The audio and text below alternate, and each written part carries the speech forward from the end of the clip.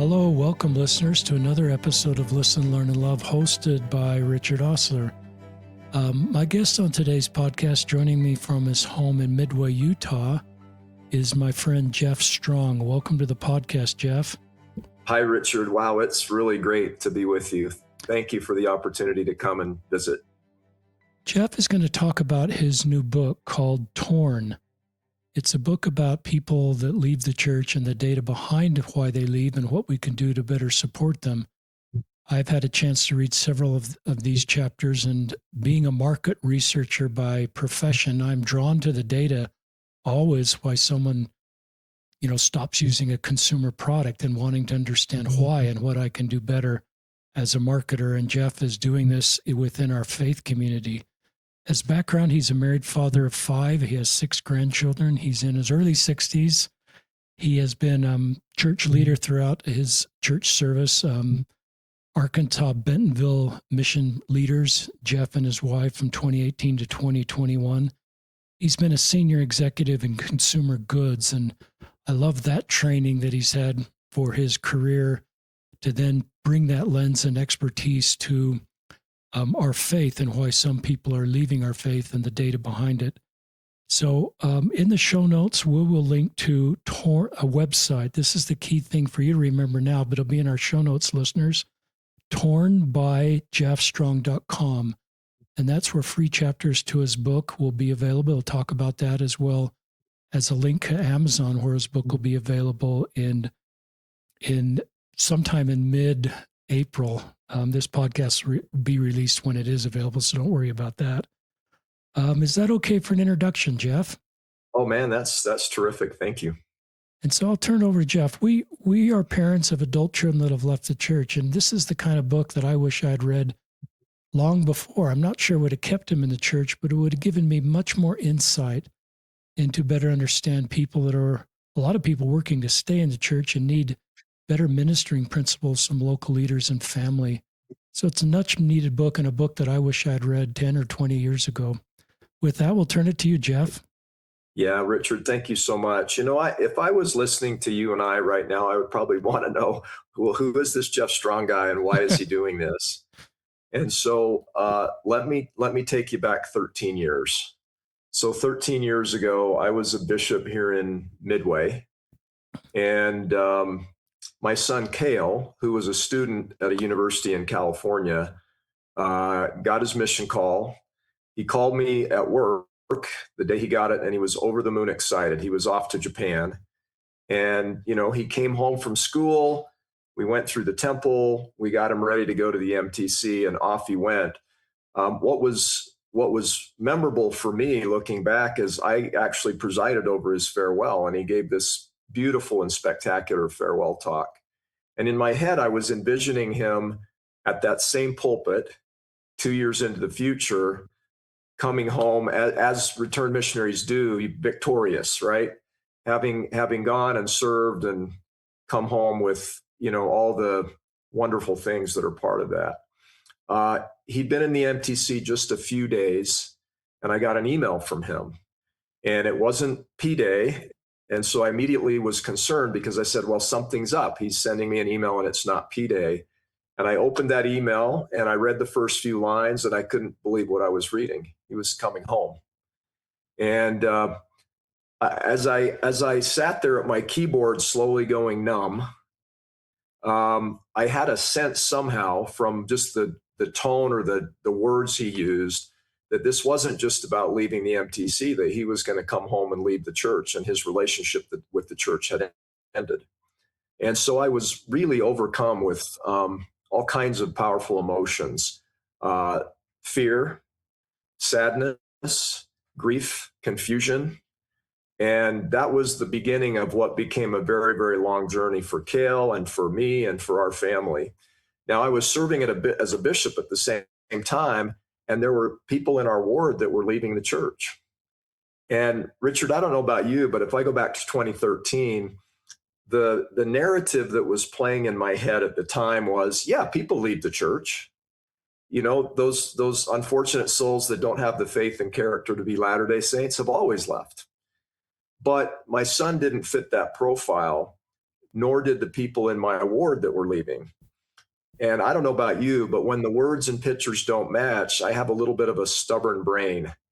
And I just couldn't let go of that. It's like, I this just doesn't make sense. The narrative and the realities are too different.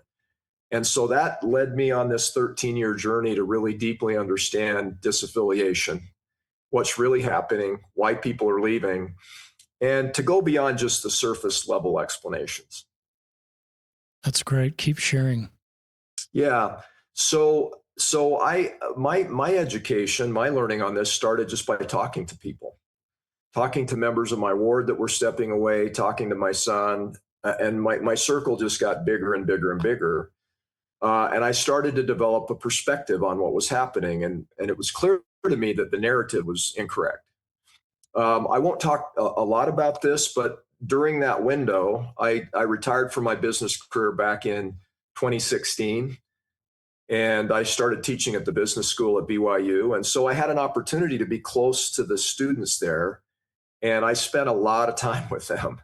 And so I quickly became a place they would come to talk about their questions and concerns. And I had an opportunity to talk with them and learn from them. And then the church invited me to come and help them on similar issues. And so I spent 2.5 years at BYU, 2.5 years helping the church. And my education just exploded at that point because of the depth of my exposure to the LDS community and people that were dealing with this issue. And then I was a mission president for 3 years, and that was such a great experience. I've done a podcast that some people have heard on Faith Matters, where I refer to that as a rose garden, where there are roses and there are thorns, right? But what's amazing about being a mission president is the intimacy that you have in looking into the lives of your missionaries. So in 3 years, I did 4,300 interviews. I read 50,000 pages of missionary letters. I had over 300 missionary meetings. Now, this is what all mission presidents do, but it's a front row seat into the lives of young people. And what I noticed is I don't know what you were like, Richard, but when I was 19, I didn't really have my own faith identity yet. I was really a product of my parents, my home ward, my family. And I'd say that's true for 80+% of young missionaries, but they're starting to develop that as missionaries, and they're starting to form that as missionaries. So what you see in most of them is you don't see them really, you see the culture, right? The culture of their families, the culture of their wards they came from. And then that grows and evolves throughout their mission. And most of what I saw in our young missionaries was fantastic. And some of what I saw was concerning. And all of what I saw helped me deeply understand the issues that are causing people either to come to belief or leave belief in our church community. It's great. Keep sharing. Yeah. So I came home from my mission, and, like all mission presidents and mission leaders, I was tired, and it was 156 consecutive weeks of pedal to the metal. I didn't take a P day for the first 18 months. And so I came home really tired, and I was ready to kind of move on from all of this. And then I come back to Midway, and people I love are leaving the church. So a man that I love with my whole heart, I was a bishop twice in Midway. And the first time, my first counselor and his family have stepped away from the church. A man I served shoulder to shoulder with for several years that I still love deeply. And he was gone, right? And so again, my head just wouldn't let it go. And I felt like, I have a really unique perspective. We've all been parents, most of us. We all have friends and family, but on top of that, I spent this time working for the church, studying these issues. I was a mission president, and I thought, I'm going to write a book. Good. And then, Richard, what was funny is when I started to outline it, I realized nobody's going to want to read your book. You need some data. They're not going to just want you to listen to some mission president pontificate on his personal views. So I recruited a handful of the best LDS researchers in the world. And this would have been 3+ years ago. And we conducted the largest study that has ever been done on LDS disaffiliation. Now, I want to qualify that a little bit. there have been great pieces of research done on all kinds of issues related to this, and there are many that are well done and are worthy of consideration. But ours was the most comprehensive, the most in depth, and it was extraordinary learning. And so we did our initial survey. We were hoping to get 3,000 people to take it. We got 15,000 people. Wow. We had a lot of open-ended questions where people get to write in their own answers. For example, you ask them a simple question like, well, what do you love about the church? And they type their answers. What were the reasons that caused you to step away? And they type in their answers. We got over 10,000 pages of verbatims. Wow. And so just this vast library of knowledge. And we had to use a special AI app to analyze all of that data because you can't really read 10,000 pages and make sense out of it. And so we developed this deep understanding of the patterns, the emotions. And so, Richard, the book is about, why people leave the church and what we can learn from them, how many are leaving, why they leave, what the experience is like for them, and the role that our culture is playing in that. But truthfully, the book is not about research. It's research backed, but the book is about people. It's about faith. It's about our experience with the church and the church community. And it's about the tensions that we experience as we go through those normal developmental aspects of our religious journey. That's super helpful. Just to comment, I love your approach and your experience. I love all these personal interviews and experiences and family. I love that you talked about Cale.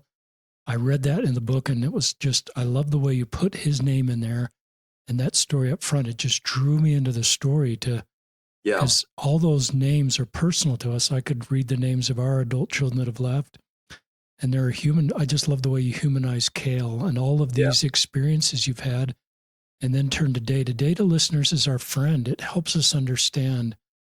And just one comment is back to 2013, your comment, we have sort of these self-fulfilling prophecies that don't need to be so. So a sign of the last days could be that people are leaving the church and the elect will be deceived. And that keeps everything in a nice, tidy box for us. Right. But it may not really be true. And they may be wonderful people like Cale or your first counselor or the people that we love. And so I think it's really good to look inward and say, what's going on here and what can I do better in my circle of influence to support good people that you're talking about and bringing data forward about? So keep sharing. Yeah. Hey, just a brief interlude for a moment, and I don't want to spend too much time on it because we want to talk about, the richer aspects of this, but there are conflicting narratives out there right now about what's really happening. There's the narrative of, hey, church has never been growing faster. Everything is great. All is well in Zion. And then there's another narrative of, hey, we're losing members in droves and the church is collapsing and it's a disaster, right? Neither of those narratives are true. Okay, they both have elements of truth, but here's, and I won't go into a lot of depth, but this information is available elsewhere if people want it. And Richard, I'm going to speak specifically to the United States because that's where most of my research was conducted, and that's the frame for the book that I've written. But in the United States, the church is growing modestly, and we're losing members. And both of those things are simultaneously true. And there are so many amazing things going on in the church. And I could spend a lot of time, I could do a whole podcast on those things. And they're wonderful, and they're powerful, and they're real. And for the people that are struggling in the church and in the experience they're having, they're not experiencing many of those benefits. And both of those things can be simultaneously true. And so for your listeners, I would say, hey, when you hear one extreme or another extreme narrative, just recognize they're both incomplete.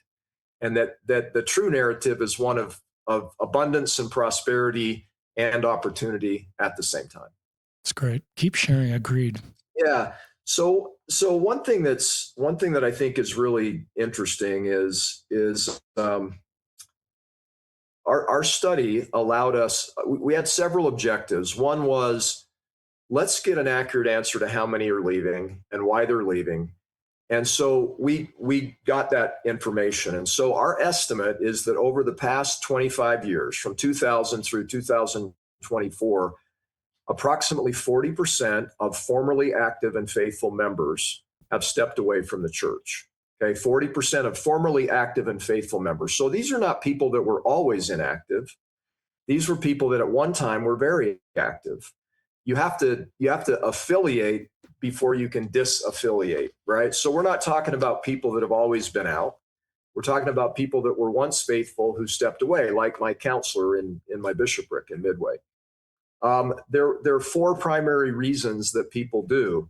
And by the way, disaffiliation is very complex. And so for an individual, there will be a mix of a multitude of reasons, and it's a deeply personal, sincere struggle and wrestle. And so in presenting the primary reasons, I'm really oversimplifying because it's not as clean as this is going to sound. But the first reason is lifestyle. And so about 6% of people step away because the lifestyle isn't working for them. The second is church history. About 42% of people cite church history concerns as their primary reason. The third issue is social issues, about 33%. And the fourth issue is church experience, about 18%. So I'll just give you a little description of each of those. Lifestyle is really not about doubt, it's about depletion, right? And so the experience isn't working for that 6%. And it's a variety of things. It might be the culture is too conforming for them. It might be they feel out of place. It might be that they feel guilt and shame because the standards, their lifestyle and their standards aren't a good fit. Or it might just be they're worn out. Serving, callings, responsibilities. But generally, this is the group we focus on and say, well, these are the folks that don't have the faith and character to be Latter-day Saints, right? But in our study, only 6% of people suggested that was their primary reason. 42% church history. It's the things that all of us are familiar with: concerns about Joseph Smith or Brigham Young, polygamy, the literalness of the translations of the Book of Mormon and the Book of Abraham, and a variety of other reasons. Also, one of the bigger concerns was not just the historical issues themselves, but how church leaders handled those issues. It was interesting because people are actually pretty forgiving. They're saying, look, people aren't perfect. People make mistakes. Issues are complex. So I don't have any expectation that we're always going to do things perfectly well. But if there's a mistake and we don't take ownership for that and handle it right, that's an issue for people. The third is social issues. And these will also be very familiar to people. But the biggest one was sexual identity, LGBTQ issues, such a complex and sensitive issue. Sexual equality was another, and very few people in our survey thought that it was necessary for women to hold the priesthood. And in fact, most don't want to hold the priesthood. But what they said is, we think women need to have a greater voice in the church. They have so much to offer, and we're not harnessing the power of their voice and the power of their contributions like we could. Financial transparency was another issue. And then smaller issues are things like, wow, I'm a single and I don't really feel comfortable in the church. The culture of the church is not really inviting to people who are single. It's a very family-oriented church. That's a good thing. But if you're single or divorced, then sometimes you can feel like an outlier. And then church experience to me is really powerful and important. So generally people say things like, hey, I just don't feel like I fit or belong, or this church doesn't feel like a church led by Jesus Christ feels or would feel, or I'm just not spiritually nourished. I go to church on Sunday, I interact with my ward or my LDS community, and I don't feel lifted, nourished, strengthened. And so spiritually, I feel empty. Richard, do those make sense? Those make sense. Patrick Mason kind of framed it up when I read his book Planted as historical issues and current issues. And my brother's book Bridges, Ministering to Those Who Doubt, is kind of the second book that came along in this space that I'm aware of. And he's also framed it up in a way, but this is another way of framing it that's super helpful and super data Yeah. driven and more nuanced in a way, because it talks about this in more than just two categories. Yeah.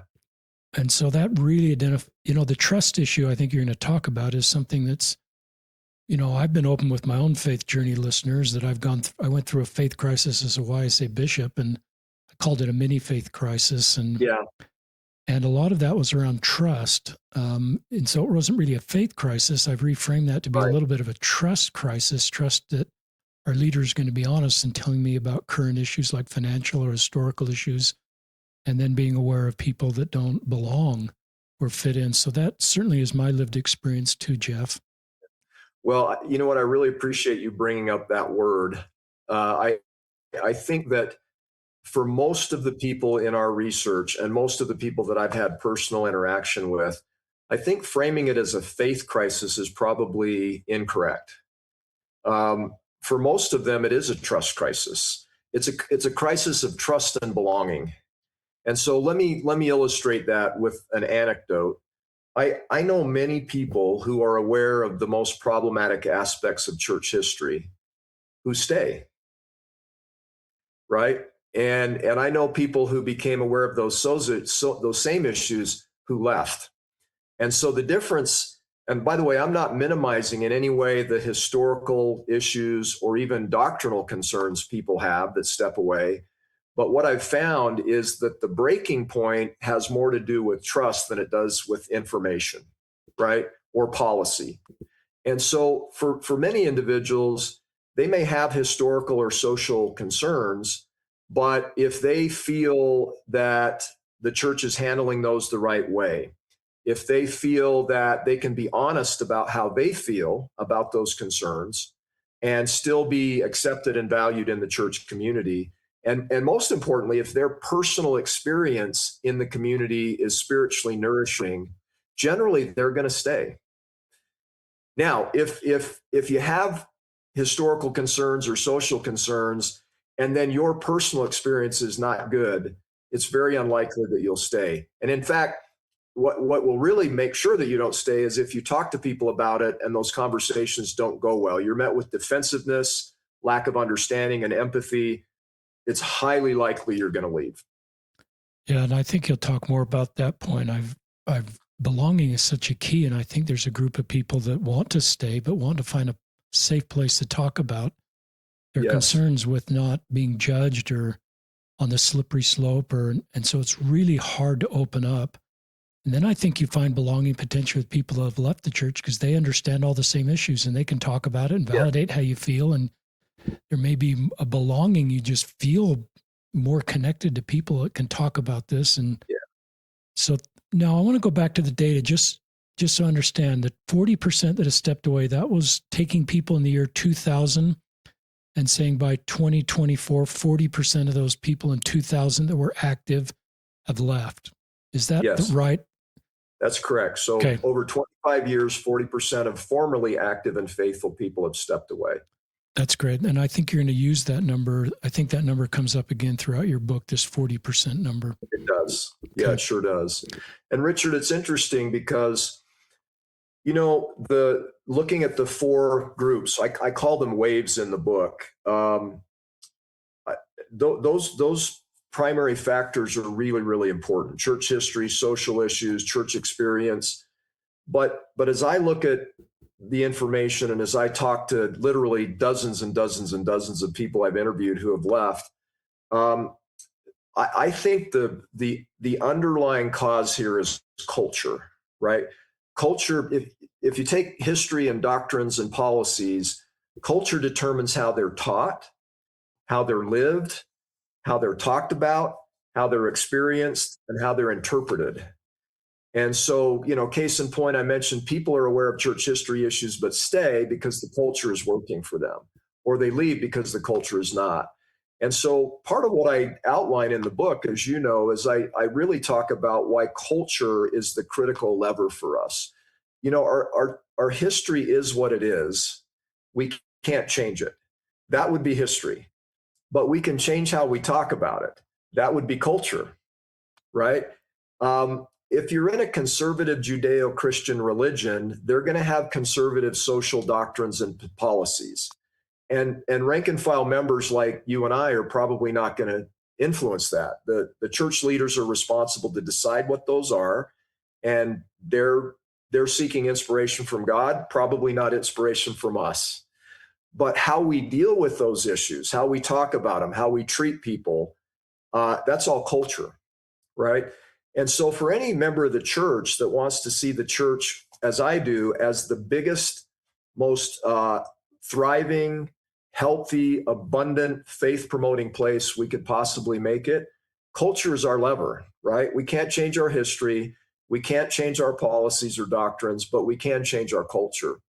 Now I wrote a draft of this book and I shared it with my son, Cale. Mm. And Cale said, okay, well, I get where you're coming from. You're making the argument that the real underlining cause of all of this is cultural. But Dad, you did a really poor job of making your case. And Cale's a very bright young man. And so I took his feedback and he said, for example, you don't even have a chapter in the book on what culture is. And he was right. And then he asked me the killer question. He said, Dad, have you ever looked up the etymology of the word culture? And I hadn't. And so I'm throwing this word around and I hadn't really even deeply sought to understand. He said, well, go look it up, And so I did. And so I looked up the word. It comes from a Latin word from the 13th or 14th century, colere. Richard, that word means dirt. Wow. It means dirt. Now it's soil for the purpose of growing things, right? We cultivate the soil. And so it became such an instructive metaphor in the book. So let me just construct that a little bit for you. So what does soil do for a plant? Well, the first thing it does, its primary role, is protection and stability. It has to hold the roots in place or the plant will not survive, right? The other vital role that soil plays is it gives the plant nutrients, right? The nutrients are in the soil, move into the roots and feed the growth of the plant. And in healthy soil, you have protection and stability and you have nourishment. And it's a perfect metaphor for culture. In the culture of a church, you have that culture has to be sufficiently firm and steady to protect and stabilize the members of the church and the church community. And it has to be nourishing enough to feed them so they can grow. And so what I outline in the book is it's not an issue of good versus evil. So if the premise that we have a trust crisis, a trust and belonging crisis that's a result of our culture resonates with you, then the way that we ought to look at that is it's not good versus evil, right versus wrong, black versus white. It's a question of balance. Okay, are we balancing protection and stability with the nourishment that people need to grow? And then what our research says is that we're not, and that we have a culture that tilts very, very heavily to protection and stability and does not do a great job with nourishment. Now, some people listening might say, well, I'm an Orthodox, traditional, faithful member of the church, and I feel that it's perfect. It's my culture. I love it. I wouldn't change a thing. And that's absolutely correct. There are a significant number of members of the church. That is the experience they have. That's exactly how they feel. And it's cause to celebrate. There's nothing wrong with that. And then there's another big group that aren't getting that same experience, right? And so they feel like, wow, there's too much protection and stability. In other words, there's too much orthodoxy, too much rigidity, too many rules. And where is the carpenter of Bethlehem? Where is the good Samaritan? Where is the Savior that healed a blind man on the Sabbath with spit and dirt? Okay. And so there's that struggle. And I've come to believe there's nothing wrong with the tension and there's nothing wrong with the struggle. The mistake we make is where we assume that all Latter-day Saints are the same and all Latter-day Saints need exactly the same things in their church experience, and that there's only one true way to be a Latter-day Saint, and that's to be a Latter-day Saint that values protection and stability more than nourishment, right? And so that is the root cause of why people are stepping away. And it immerses itself in all of these four waves that I'm talking about, right? But that's our opportunity as members of the church, is can we cultivate our cultural soil so that it remains protective and stable as it must be, but it also is much more nourishing to a much larger group of people that desperately want and need that spiritual nourishment. Listeners, that's some new territory for me to sort of talk about culture the way Jeff did. I've never heard it framed that way. And I love that you talked to Cale, your son who has left the church, and sent the whole manuscript in. What a wonderful principle of just wanting to do better and wanting to get perspective from all groups of people. That group of people, obviously, your research shows, has a lot of insights to help us know when we know better, we do better. Yes. But culture, that's terrific framing. And I will reread that part of your book because that is worth rereading, especially if you're a local leader or a parent, through the lens of what Jeff is sharing. What can I do in my circle of influence to do what Jeff just suggested to improve the culture to reflect what you just, the framework you just gave us. So thank you. You bet. Yeah, keep sharing. Well, you know what?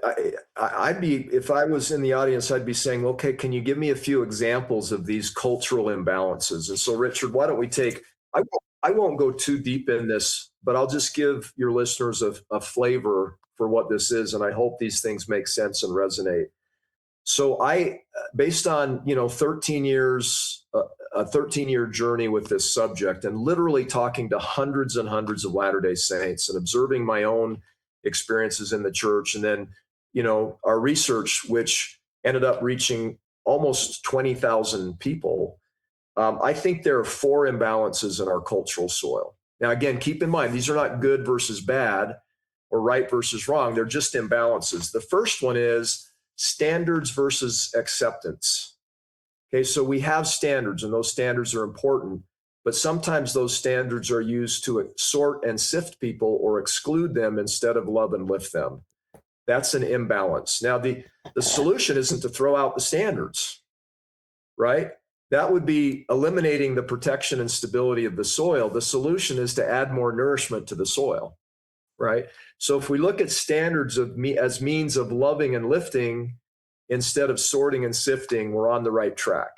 Now, let me give you a specific, simple example. Sometimes when I share this, people say, oh, you're talking about word of wisdom or dress and grooming or sexual identity. Yes, but that's not where the issue is for most members of the church.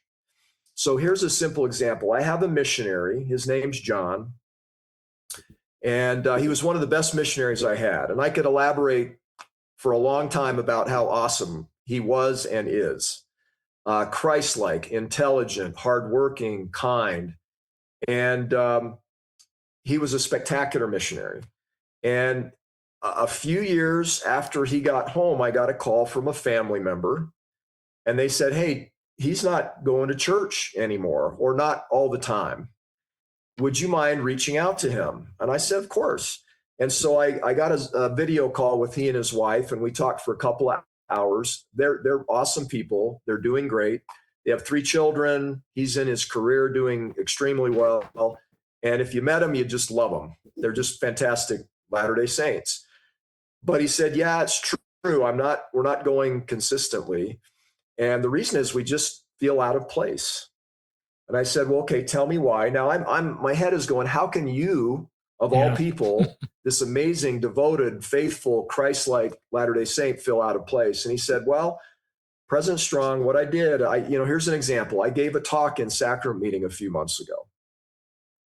And he said, I bore my testimony of how much I love the Savior, how the gospel has transformed my life, how I love the Book of Mormon because it's changed my life. And then I said something to the effect of, beyond that, I'm not sure what's true. I hope that Joseph Smith was a prophet. I hope that our prophets today truly, are what we claim them to be. But I just don't know. And I don't know how much it matters because I love God and I'm following Jesus Christ and it's working. And then he sat down. Okay.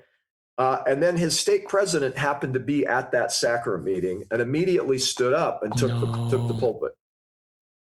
And he said, brothers and sisters, you've just witnessed a young man who is in need of rescuing. Oh, no. Now, I asked John how he felt about that.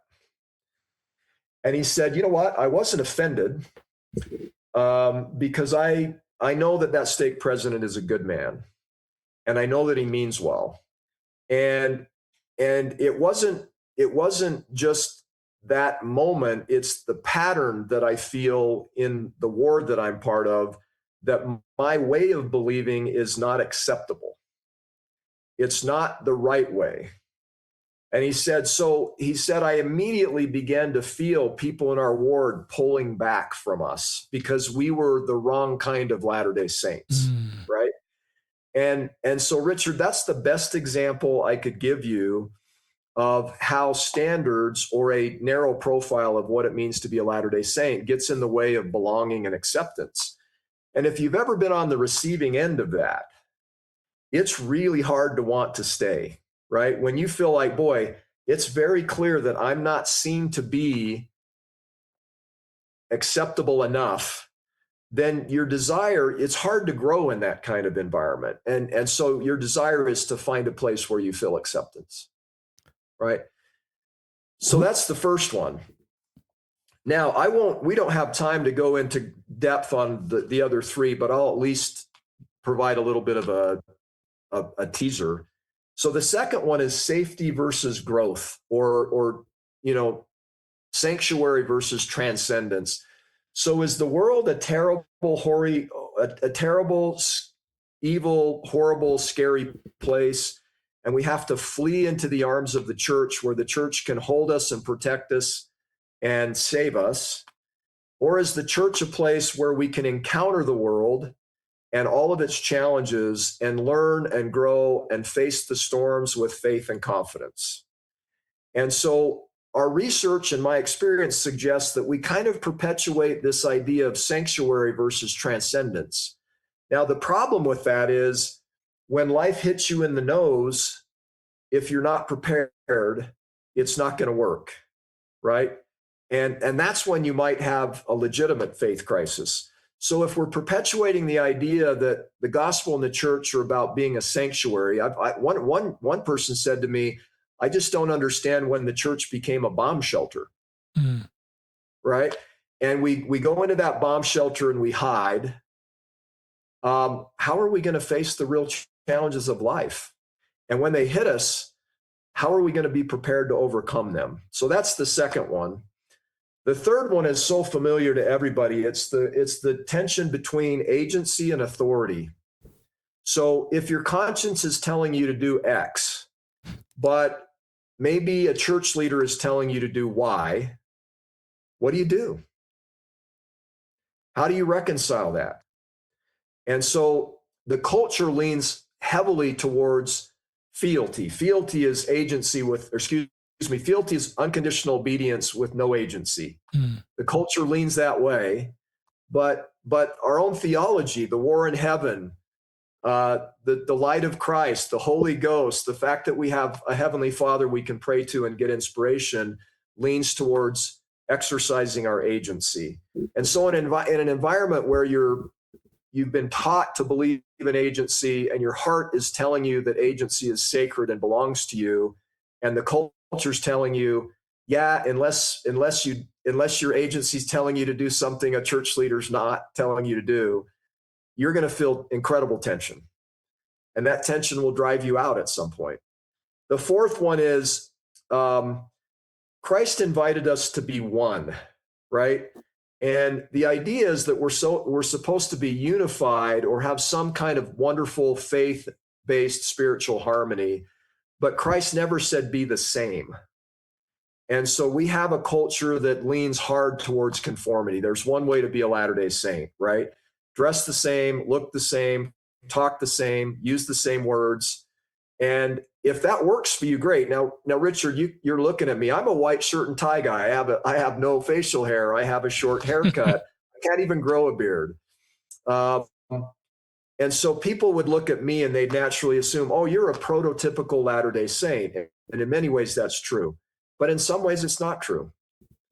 I have my own way of believing, right? And it's based on my life experience and what I felt God teach me over 6+ decades on earth. And so if who you really are in your heart is not consistent with the prevailing profile of what a Latter-day Saint should be, you have a choice. Number one, you can leave, and many do. Number two, you can pretend to be something you're not, pretense. But that's very, very difficult to sustain for a long period of time because it creates so much dissonance in our hearts. And so a culture that requires pretending in order to belong is a culture that will not hold on to people long term. So those are the four imbalances, belonging or acceptance versus standards, safety versus growth, authority versus agency, unity versus individuality.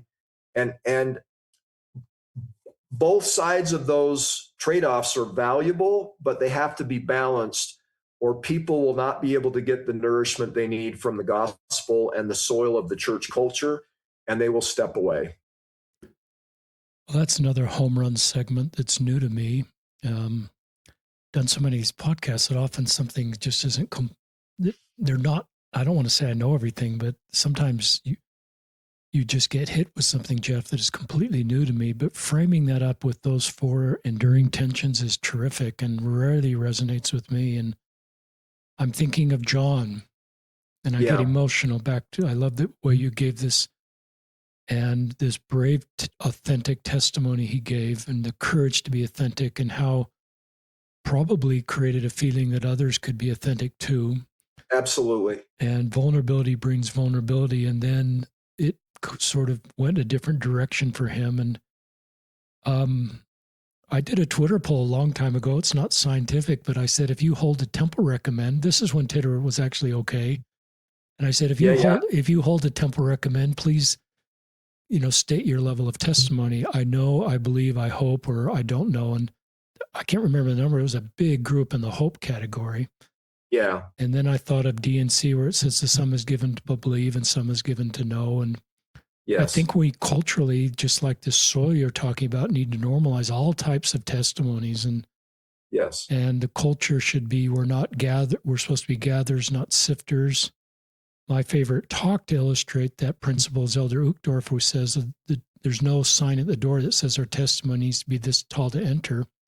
Yes. But I think local leaders need to lead on this, and maybe senior leaders, to, if they role model what you're talking about and do a hope testimony, or I don't know everything. And I think it normalizes it and creates a safe culture that you're talking about. So often it's John that leads out, but I think it's more effective when we create this in a culture from a local leader, whatever local leader that is, so that people can feel safe being at their true selves.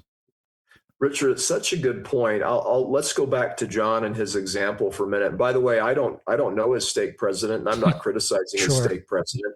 By the way, I've been there.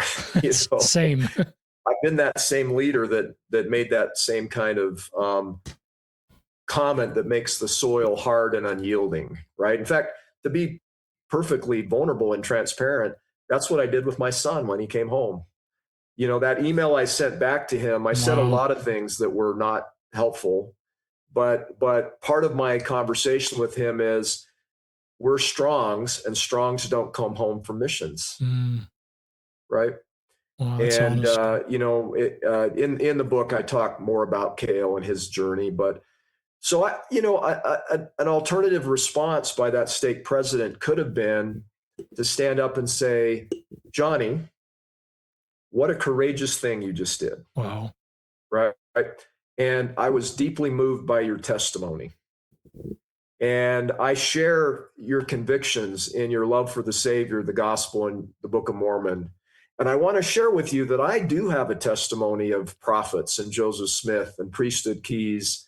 And I want you to know that you don't need to think and feel like I do to be part of us and to be welcomed and to be valued. And so, Richard, it's interesting. One of the pieces of data in our research is that a little less than a third of Latter-day Saints that are in the pews on Sunday no longer believe the church is what it claims to be. So now 2/3 do, but there's a third of people in those pews that are active, that hold callings, that pay tithing, that go to the temple, but they do not have a literal testimony of the church being what we claim it is, right? And so it raises a question, well, who is the church for, right? Is the church only for the people that believe a certain way? And what about that third that believe in a different way? And when I was a bishop, there were certain people I always hoped would come to sacrament meeting, right? So I was watching for them. And to be honest, I didn't care what they believed. I didn't care at all. I only cared that they came. And I knew they had questions and concerns about the church in a variety of different ways. And the fact that they would come and fellowship with us anyway just filled my heart with happiness. So I would rush from the stand to the back row at the end of the meeting and greet them and hug them and thank them for coming. And I honestly didn't care if they believed this or that. I just cared that they were with us, that they were seeking to connect somehow with God by coming to church and participating in our community the way that felt right for them. And I was thrilled. I love that. I love what you said the stake president could have said, and what we both would, we both have been there, and we both, when you know better, you do better. But sometimes a new bishop will reach out, or a new young men's president. One idea is to do what that stake president did early in your calling, and just to create that culture right off the bat as a new bishop would particularly, and just say, this is, and just kind of go through a punch card of things that, people may be working on, and let them know that they belong and you are a safe place for them to talk about the reality of their lives. And so you could wait until that testimony of John's given, or you could proactively do what you just so powerfully said you could do, and you could just lead with that in your ministry to create the culture that Jeff is talking about. But keep sharing. Well, you know what, Richard, when you were saying that, there was an image going through my head. Can I share what that image was? It's an image of a horse with a plow and a farmer going into a field of hard, encrusted soil and tilling it and opening it up. And so if a leader chose to do that, I can tell you I don't say anything with absolute certainty, but with near certainty, I can tell you that hundreds and hundreds of people in that stake would breathe. They would say, okay, there's a place for me here. And that stake president would be turning the soil over and filling it with oxygen and fertilizing it with nutrients. And all of the people that are struggling to fit in the harder and more unyielding soil that preceded him would find instant nourishment from that. And it's funny, we talk a lot about the concept of gathering of Israel, right? There's a really important concept in the gathering of Israel. It's the word gather. We're not supposed to be sorting and sifting. That's God's work, and it comes later. He's charged us to gather. And the way you gather is you take that hard and unyielding soil and you cultivate it. Hey, one thing I would share with you, I know our time is getting short, but there's always a question. Well, these are matters of judgment, right? Is the soil too hard and unyielding? Do we need more nourishment? They're matters of judgment, right? And so the right answer sometimes depends on, well, how is the balance right for the people that we're serving? Is the balance right with what I as a leader feel should be the case for the people I have stewardship with? And so I think judgment's really important. And one of the things I talk at length about in the book is, where do you look for guidance? As you're seeking to balance the soil, where do you look for guidance? And as you know, Richard, the thesis of my book is, it's really simple. You look to the Savior, right? You look to the example, teachings, and doctrine of Jesus Christ as restored to us in this church. And that is the lens through which you can balance these four challenges, right? And so if you use that lens and it looks like, oh wow, I'm not really, the balance isn't a Christ-like balance here, that would suggest maybe there's work to do, right? Now, in the book, I actually highlight how members feel about the cultural balance between in these four areas. And what I can tell you without going into too much detail is almost unilaterally, when you ask members of the church, do we have the balance right? Right? They'll say no. They'll say the culture is pushing us in this direction, the direction of protection and stability.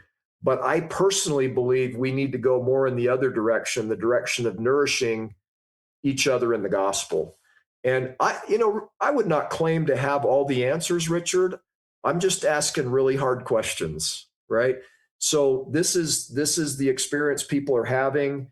These are the issues. How then do we balance this to preserve what's great about the church and its culture, and that's what's working for so many of us, but also make our soil more nourishing so more of us can come unto Christ and be lifted and fed in the gospel in the church. I love you coming back to Christ as the perfect example of this, and the way he modeled that in his ministry. So that's really powerful. Yeah, listeners, I've always just felt the gate is wide at the congregation level. That's a metaphor I've used, and it narrows at the temple where there is a belief and behavior hurdle. But sometimes we take that framework backwards and want to put it in our congregation.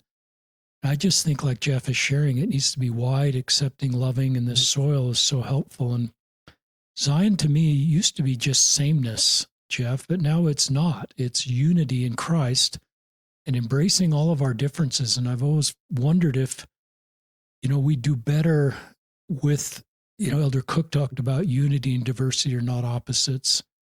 And so I just think Zion to me is the unity in Christ with this beautiful culture you're framing, but then allowing all these differences to be seen in a positive way, and we can reach more people in diversity, unified in Christ, than we can in sameness. So anyway, just some thoughts to go along the lines, but keep sharing. Richard, would it be okay if I finish with a story? Yeah, and we have more time. If you have more time, I'm not on a hard stop, so keep going as long as you want to. I'll take my lead from you, but some people might say, well, Jeff, are you advocating for a standardless church, right? Are you suggesting we should toss out our doctrines, and eliminate our standards? Absolutely not. And so I had an opportunity. I was right in the middle of this work with the church back in 2018, just before we left on our mission. And I had a chance to go to the U.S. National Championships for Masters track and field. Cool. So it's track and field for older folks. And I was competing, and I took my son, Zach. What were you competing in? Tell us a little bit, Jeff. Yeah, I run the hurdles. A fool's errand, Richard. That is awesome. How old are you right at that point? 62. So you're in the hurdles at age 62. That is awesome. Yeah, and this was a few years ago, but I still do it. But these issues were so much on my mind.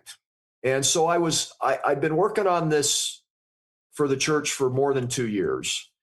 And part of what I was wrestling with is, well, clearly people are leaving, and they don't fit this old trope of people lacking faith and character. And so these are people I love. These are people I want to worship with and be part of my faith community. And so what is it going to take to keep them? Right. And so I was pondering, and our team had been talking about, well, are there doctrines we need to change? Are there policies we need to change? Now, I need to say, Richard, none of us on the team, none of us believed that was our decision space, right? The brethren do that for the church, and we were fine with that. We weren't suggesting that we weren't going to go to them and recommend doctrinal changes. We were just asking the question, what needs to change to create an environment where more people will stay? And after 2.5 years of working on this, I wasn't sure, right? I wasn't sure. If we just improved the culture, would that be enough, right? Now, what I can tell you is we're not defined by our history. We're not defined by our policies. We're so much bigger than those things. I did have a bit of a bias of culture is the key lever here. So I go to this track meet, and the very first event was a women's 60 to 64-year-old hurdle race, and there were like 4 or 5 women in the race. Now, probably only the only 4 or 5 women in the entire United States that at that age were able to jump hurdles. But one of them looked like she was an Olympic athlete. She looked 20 years old, and she explosively came off the starting line, leaped over the 5 hurdles, hit the finish line, world record time for her age group, and people gave her nice, polite golf clap. But the women behind her, 3 of them couldn't even hurdle. So they would granny jog up to the hurdle and then step over it, and then granny jog to the next hurdle, step over it, and then finally to the finish line. And then the last woman had an injury. So she was limping, you know. And guess who got the loudest ovation? Wow. The last woman. Wow. Right? Now, there was another race, and I don't know if you remember Sister Annette Dennis's talk in October General Conference. She read this story. She got it from me, and she reached out and said, could I share your story? I said, yes. And she did a beautiful job. She did. Tremendous job. But the story is of a man named Orville Rogers who entered the men's 80 and older 1,500-meter run. He was 100 years old. There were 12 men in the race. He was 100. So the starter pistol fires, 12 men take off on the track. He immediately settles into last place. The man that won the race was 84 years old and ran the 1,500 meters in 7 minutes, 42 seconds, which is like an astonishing fast time. But everybody finished except Orville, and he still had 2.5 laps to go. He finished 7 minutes slower than the next slowest competitor. So for several minutes, he was on the track in front of about 3,000 people running by himself. And the place was silent. And it was a little uncomfortable. And then he came to the very last lap and the home stretch, and 3,000 people stood and gave him a standing ovation. And the roar was deafening. And he finished last. Wow. And I noticed this pattern throughout the meet, how the loudest ovations, the biggest cheers were for the losers. Wow.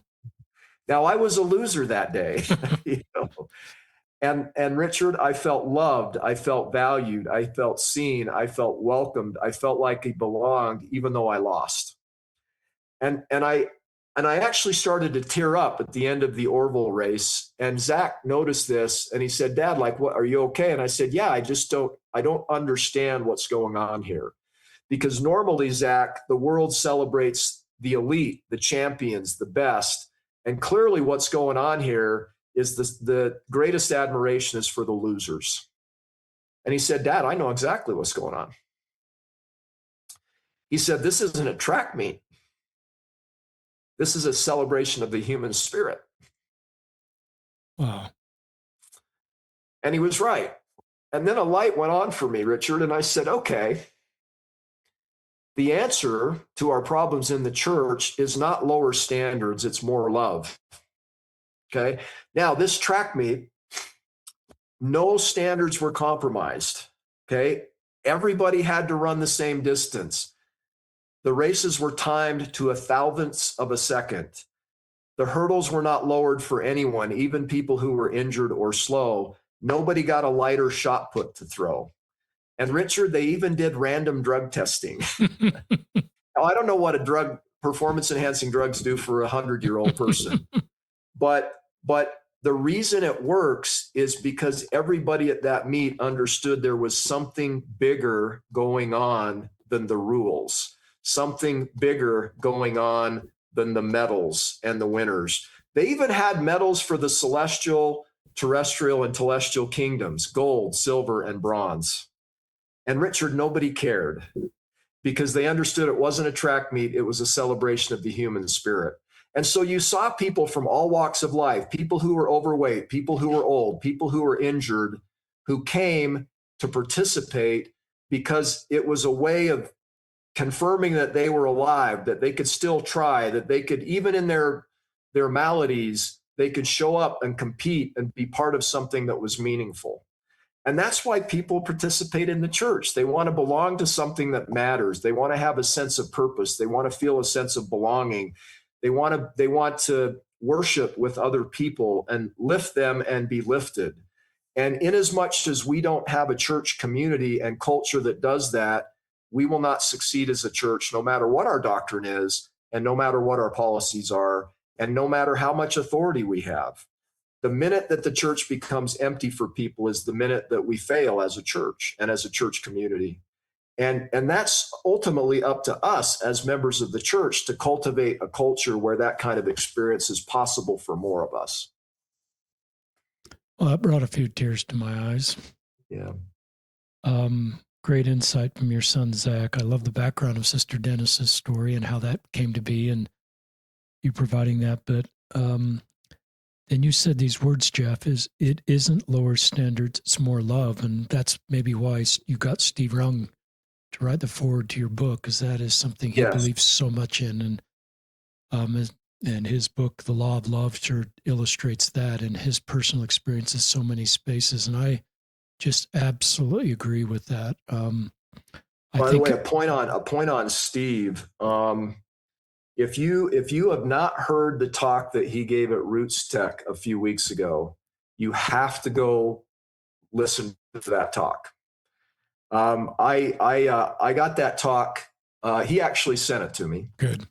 And I was doing a little workout, and I like to multitask, so I'll do a workout, and in between sets of push-ups, I'll read something or watch something on TV. And I got the email, I opened the talk, and I read the first paragraph, and I immediately stopped my workout. I pulled up a chair, and I read every word of that talk. And it's one of the most powerful talks I've ever heard given by a Latter-day Saint. And so do yourself a favor and go listen to that talk.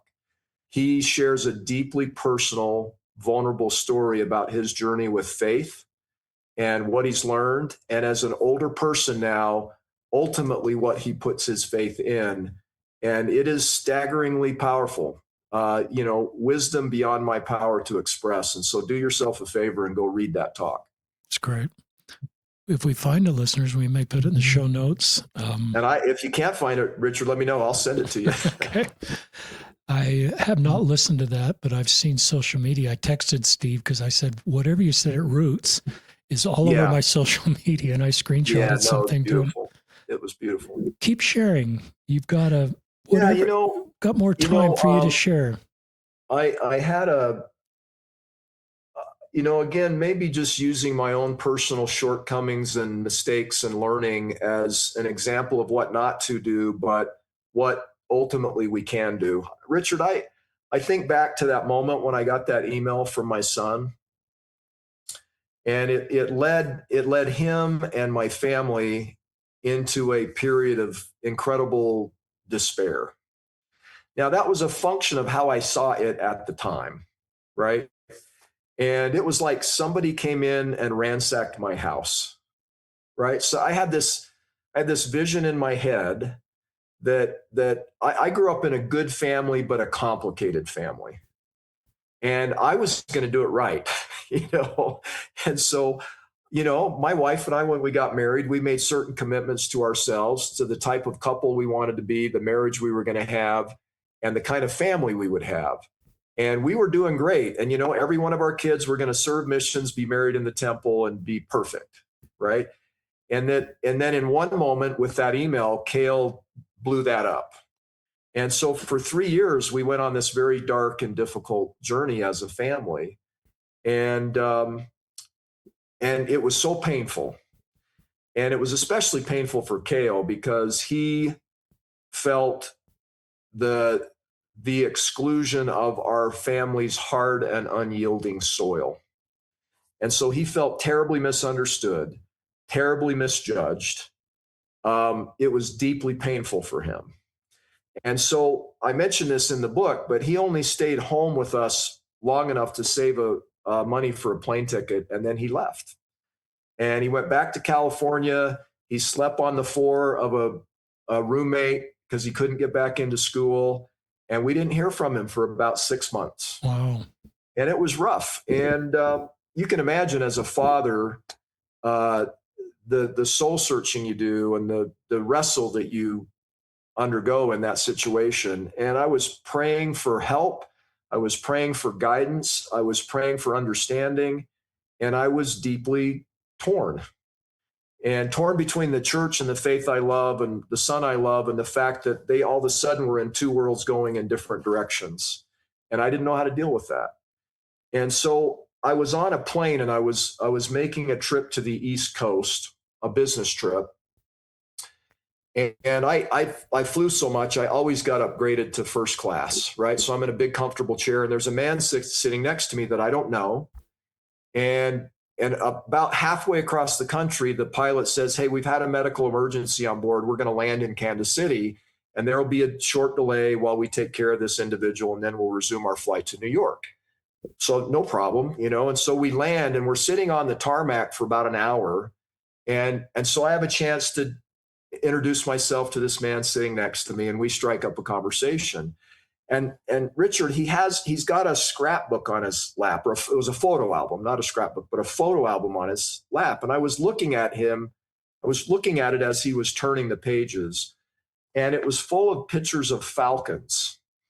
And they were black and white photos, and they were astonishingly beautiful. Like the character of these birds, you could see the character of the birds in these photos. And it turns out that he's quite an accomplished photographer. So he had the ability to take these pictures in such a way as that you felt like you knew who these birds were. They weren't just falcons on a page. They were individual beings that were intelligent and sensitive. And I was mesmerized by these pictures. And so I asked him if I could take the book and look at it. And he said yes. So I'm thumbing through it and couldn't take my eyes off these pictures.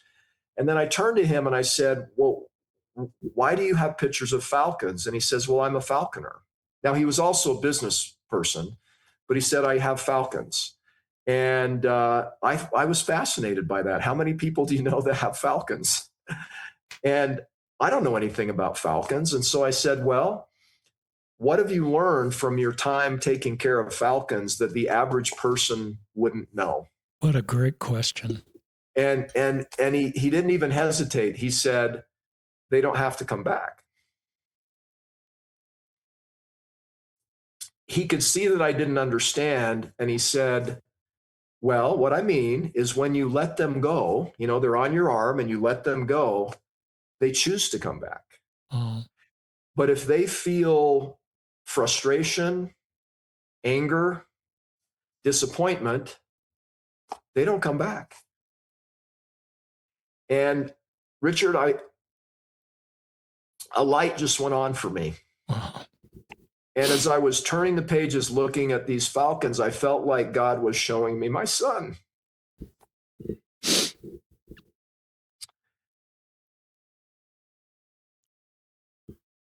And he was giving me an answer to my prayer.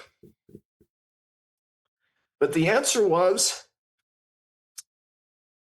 you need to stop focusing on him. You're the one that needs to change.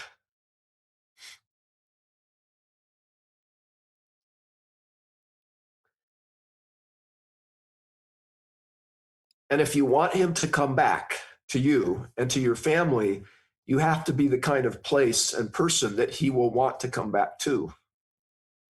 And so be that person.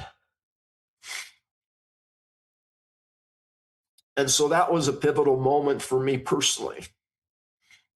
And I realized that I really do believe in God. I really do have faith in God. I really do believe in God's plan. I really do believe that God loves his children. And I certainly trust God's ability to deal with this more than myself. And so I just decided to trust him, to trust my son, and to trust my Heavenly Father, and to not be hard and unyielding soil. Now, my son later told me that he felt the change in me. He said, "Dad," he said, "when you were full of fear and despair and disappointment, it was so difficult for me because I felt like, okay, if my father, who knows and loves me more than anyone, thinks I am beyond hope, maybe I am. But he said, I felt you change. And then he said, I felt the wind come back into my sails. Now, one of the things I learned, Richard, is this isn't about getting people to come back to the church, right? Now, I think if we do our jobs well and we cultivate Christ-like soil, far fewer people will leave, but they may not come back if they've already left, but that's okay because I think God has them in his hands. And importantly, we will have much better relationships with them when they go. Well, you've brought tears to my eyes again, Jeff. You've got this wonderful ability to talk about the data and frame up the issues, and then you go pastoral, is what I call it, and share this deeply personal experience with your son, Cale. And I have a son who loves falcons, who's also not in the church, and just this idea they want to come back. That's just a beautiful story. We've walked this road. It hasn't been as dramatic. We've had 3 or 4 kids out, so we have as many kids out as you do, but it was more gradual versus an email from the MTC. And so it's been a little more gradual, but we've had to walk the road you've had, and my wife and I have processed that differently. And sometimes it's harder for women because it's in their hearts and they feel their role as a mom is to, get kids through these milestones. We got all our kids through the milestones, including temple endowment, and then they still left. So it's hard sometimes for women. It is hard. Because they just feel like if I'd just done 3 more things, 3 more family night lessons or something, but really terrific parents have really terrific kids like Cale that leave. Yeah. And Jacob, our son, who's the falconer. And we talk about our family about, we can't control the outcome, but we can preserve the relationship. You bet. A plug for my wife. My wife is Sheila Osler, and she's speaking at Women's Conference on April 30th, and that's a Thursday, along with a therapist. She's just sharing her story of preserving the relationship with adult children that have left the church. It's from her heart. And if you want to hear her story and how she's navigating this, and you're going to Women's Conference, check out her session, Sheila Osler, on April 30th. Just terrific. Thank you so much, Richard. More than anything else you'd like to share? Given your comment about, the ache that people feel when this happens, by the way, one of the things I've learned is that whether you're the person who leaves or you're the person who stays that loves them, that ache is similar. Yeah. And so for anybody out there that's experiencing that, either because you've stepped away or because you love someone who has, just know you're not alone. And there are many of us that are going through this experience, and I believe God's hand is in it, and He walks with us. And I believe that He has us in His hands. And so I don't look back anymore on this as a tragedy. I look at it as an incredible and important experience in my family that I'm deeply grateful for. Do you have time for me to ask you some questions? Richard, I have a little bit of a hard stop. I've got some people waiting for me on a Zoom meeting. That's fine. But I could talk again if you would like. We can hop back on and resume this. I just have a few people waiting for me. Let's sign off, but maybe we'll do part 2 of this at some point in the future. Maybe when your book's out and you've got some more. Yeah. But thank you, Jeff Strong, for being on the podcast. Listeners, check out the show notes for his book and the things we've talked about. And thank you for listening to another episode of Listen, Learn, and Love.